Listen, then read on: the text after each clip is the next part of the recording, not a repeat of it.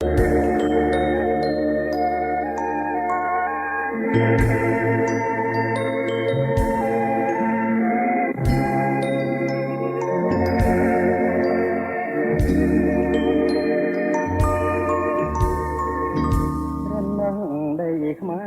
ស្រងស្រែ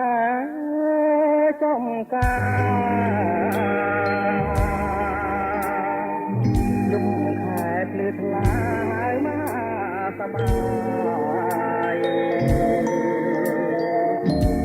បំដាំងមានក្រមានទាំងឡា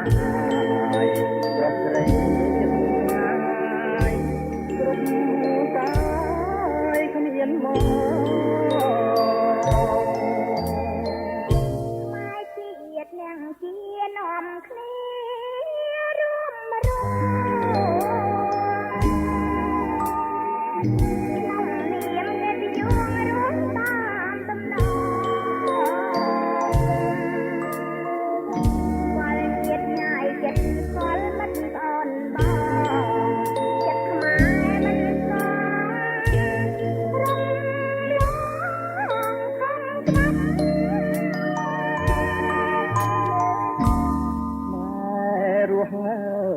ក្នុងធម៌បាត់ព្រះពុទ្ធណាងញាប់ម៉ែខំត្រង់ប្រាប់ម៉ែជាអ្នកជាមិនអាងចាំកាប់ខ្លាចខុសនឹងច្បាប់ព្រះពុទ្ធកសាសនាទូបដូរជាកាពីបាកាន់ទួងមាយ៉ាងមានប្រហាយ៉ាងរំចិត្តនៃបំបត្តិសាសនាយើងជាកាមរា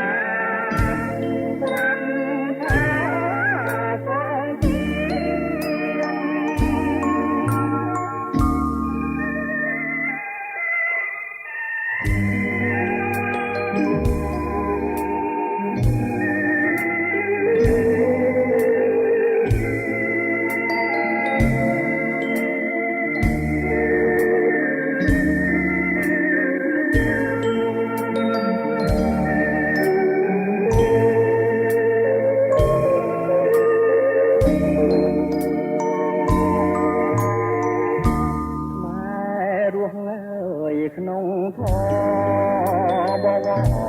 បាត់ព្រះពុទ្ធណាងញាតខ្មែរខំត្រង់ប្រាប់ម៉ែជាអ្នកជាមិនអាងចាំកាប់ខ្លាចខំនឹងច្បាប់ព្រះពុទ្ធសាសនាខ្មែរហ៊ានជួបដូចជាកាពីមកកាន់ទួងមានយ៉ាងមានប្រហាយ៉ាងរំទឹកនៃបំបត្តិសាសនា